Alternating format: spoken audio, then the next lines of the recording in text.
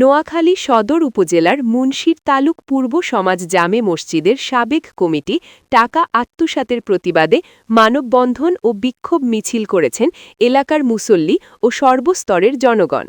শনিবার সকালে কালাদরপ ইউনিয়ন ২ নং ওয়ার্ডে মুন্সির তালুক পূর্ব সমাজ মসজিদ প্রাঙ্গণে এ মানববন্ধন ও বিক্ষোভ মিছিল কর্মসূচি পালন করা হয়।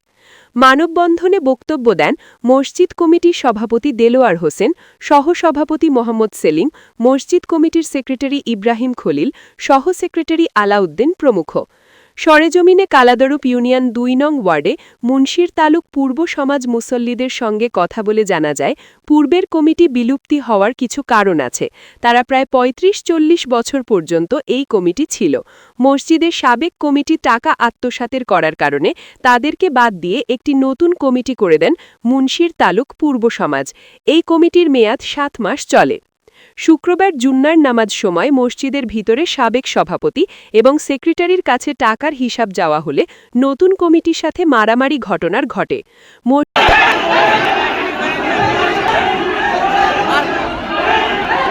মসজিদ কমিটির সেক্রেটারি ইব্রাহিম খলিল জানান, আজকে দীর্ঘ ৭ মাস ধরে নবায়ন কমিটির সেক্রেটারিকে আমাকে নির্বাচিত করেছেন। আমি আমার দায়িত্ব থেকে পালন করতেছি। গতকালকে জুমার দিন ওনার থেকে কিছু হিসাব কিতাব চেয়েছি। এই ছাওয়াকে নিয়ে কেন্দ্র করে তার বাচ্চা আরাফাত বিএনপির ছাত্র দলের সভাপতি ছিল, বেল্লাল সাহ ছিল ওয়ার্ড বিএনপির সভাপতি, ইব্রাহিম ছিল ওয়ার্ড বিএনপির সেক্রেটারি, আর একটা ছেলে ছিল রহিম, বিএনপির কোনো একটা পদে আছে। তারা এই মসজিদকে বিষয় করে নিয়ে রাজনীতিক একটা প্রভাব খাটাচ্ছে। তাই এলাকার জনগণে মিলে এই প্রভাবের বিরুদ্ধে দাঁড়িয়ে আজ এই প্রতিবেদন মানববন্ধন করেছে। এই প্রতিবাদে মানববন্ধন ও বিক্ষোভ মিছিল করেছেন এলাকার মুসল্লি ও সর্বস্তরের জনগণ। মসজিদ কমিটির সহসভাপতি মোহাম্মদ সেলিম বলেন, এই কমিটি আছিল, এই কমিটি আপনার ৩০-৪০ বছর ধরে এই কমিটি এই মসজিদের দায়িত্ব আছে। তো ওদের দ্বারা কোনো উন্নত হয় না। এই জন্য আমরা এই সমাজের সবাই মিলি, আমরা সমাজের লোক আছে আমাদের ১৫০ জন, ঠিক আছে, ১৫০ পরিবার। ১৫০ পরিবারের মধ্যে আমরা আপনার ১৩০ পরিবার একসাথে হইয়া একটা কমিটি গঠন করছি আজকে ৭ মাস, ঠিক আছে। এখন এই ৭ মাসের ভিতরে আমরা আমাদের এই পুরান কমিটি, আমাদের ওই যে আগের কমিটির ওই নাম হচ্ছে কাশিম মুরি সভাপতি, উনি আমাদের এই ৭ মাসের ভিতরে আগের অর্থটা আমাদের ব্যাংকে ৩ লাখ টাকা আছে, এই ৩ লাখ টাকা আমাদের বুঝাই দিতেছে না। তারপর আমাদের মসজিদের অনেকে জমি দিছে, আজকে ৩০ বছর ধরে মসজিদের জমিগুলো আমাদের মসজিদের নামে রাষ্ট্রীয় করে না, কোনো দায়িত্বই পালন করে না। এর জন্যই এখন আমরা নতুন কমিটি করছি।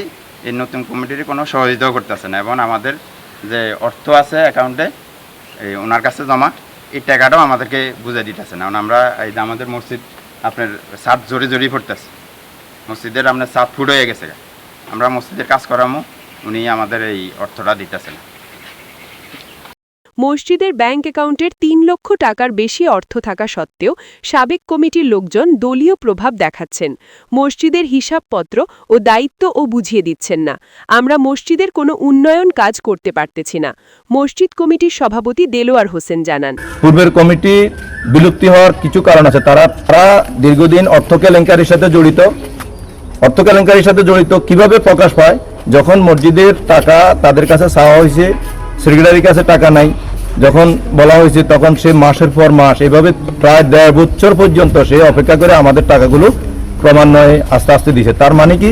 এতে প্রমাণিত হয় সেই মসজিদের ফান্ড ভেঙে তার ব্যক্তিগত কাজে খরচ করছে। যার কারণে পুরো সমাজবাসী বলছে, যারা বিগত দিনে মসজিদ পরিচালনা ছিল, যারা মসজিদ পরিচালনা করতে গিয়ে কোনো অর্থ কেলেঙ্কারির সাথে জড়িত হয়েছে, আমরা তাদেরকে বর্তমান কমিটিতে রাখতে চাই না। ৮ মাস হওয়া সত্ত্বেও আমরা দায়িত্ব নেওয়ার পর থেকে আমাদের কাছে মসজিদের কোনো হ্যান্ড ক্যাশ আমরা হাতে পাইনি। আমরা জনগণের থেকে বিভিন্নভাবে অনুদান নিয়ে, জনগণকে বিভিন্নভাবে বুঝিয়ে শুনিয়ে আমরা এই মসজিদকে অদ্যবধি এই ৮ মাস ইমাম, মুয়াজ্জিন, খতিবের বেতন দিচ্ছি এবং মসজিদের উন্নয়নের জন্য যাবতীয় যা কার্যক্রম করার আমরা করে যাচ্ছি। কিন্তু আমার ব্যালেন্সে টাকা থাকা সত্ত্বেও আমার মসজিদে বৃষ্টি হলে চাপ দিয়ে পানি পড়ে, সেখানে প্লাস্টার করা প্রয়োজন।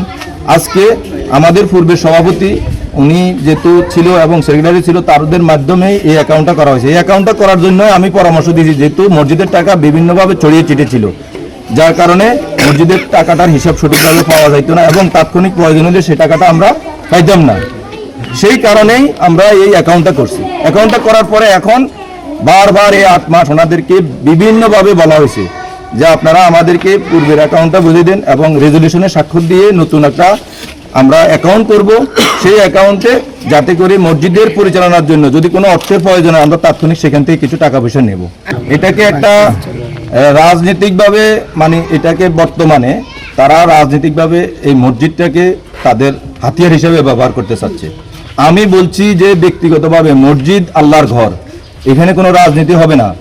এখানে জামাত, বিএনপি, আওয়ামী লীগ, জাতীয় পার্টি সকল দলের মতের থেকে এখানে আমরা ঐক্যবদ্ধভাবে আমরা সমাজ গড়ব। সমাজে আমাদের মসজিদের ভিতরে কোনো রাজনীতি নেই।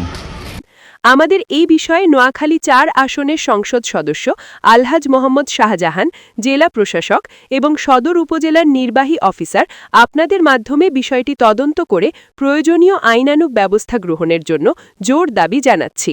মসজিদ কমিটির সাবেক সেক্রেটারি মাহফুজুর রহমান রতন মটোফোনে জানান, ওনারা যে কমিটিটা করছে ওটা একটা বিতর্কিত কমিটি, যার কারণে আমরা টাকাটা দিচ্ছি না এই জন্য ওটা বিতর্কিত কমিটি। ওটা মাত্র এক অংশ, সমাজের কিছু অংশ লোক এই কমিটিটা করে ফেলছে, আমাদেরকে জিজ্ঞাসা করে নাই, আমাদের অনুপস্থিতিতে কমিটিটা করছে। তো এখন ওই কমিটিটা তো গ্রান্টেড না, যেহেতু আমরা পূর্ব কমিটিতে ছিলাম, আমরা মানে কোনো কাগজিক ভাবে আমরা হস্তান্তর করি নাই।